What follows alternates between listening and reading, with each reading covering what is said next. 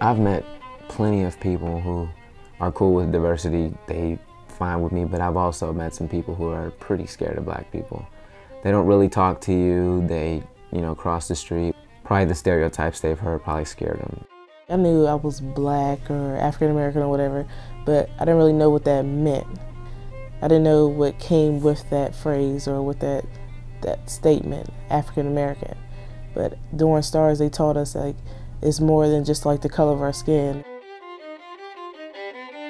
It's the struggles that we went through and how we stuck together and how like our ancestors moved forward and didn't let other people try to keep them down mentally, even though they did physically. Just being strong together.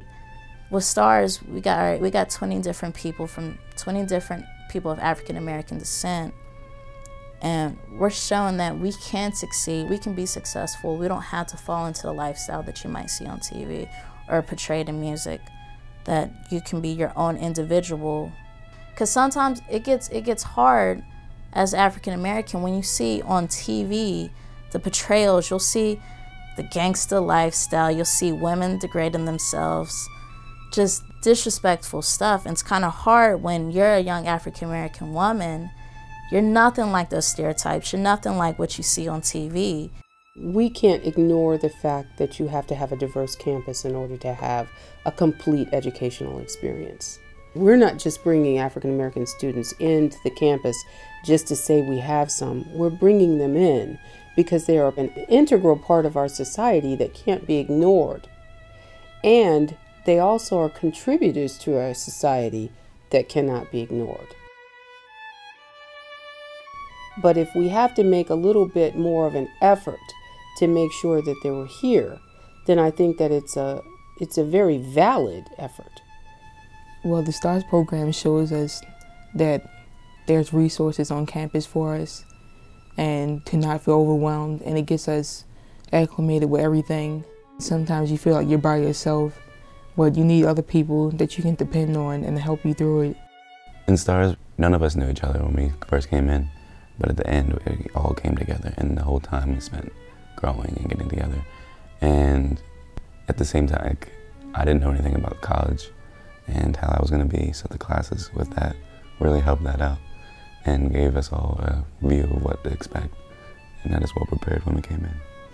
The retention of African American students is a problem nationwide.